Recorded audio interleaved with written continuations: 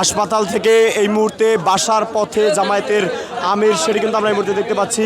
জামায়াতের আমির শফিকুল ইসলাম তিনি কিন্তু আজকে দুপুরে মঞ্চে বক্তব্য প্রদান কালে তিনি কিন্তু অসুস্থ হয়ে পড়েন। এরপর তাকে ধানমন্ডি ইবনে সিনা হাসপাতালে নিয়ে আসলে সেখান থেকে কিন্তু এই মুহূর্তে তাকে বাসার পথে নিয়ে যাওয়া হচ্ছে, সেটি আমরা দেখতে পাচ্ছি।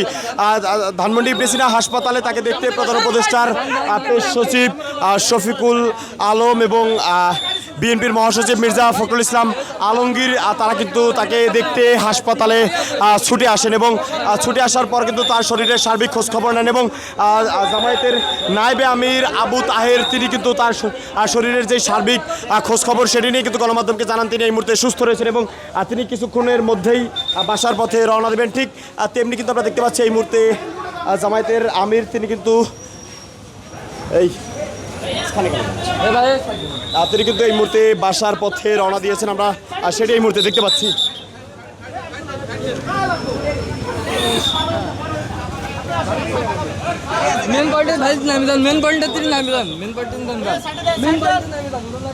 আমরা দেখতে পাচ্ছি এই মুহূর্তে জামায়াতের আমির তিনি কিন্তু তার নিজ বাসভবনের উদ্দেশ্যে কিন্তু এই মুহূর্তে রওনা দিয়েছেন, সেই চিত্র আমরা এই মুহূর্তে দেখতে পাচ্ছি।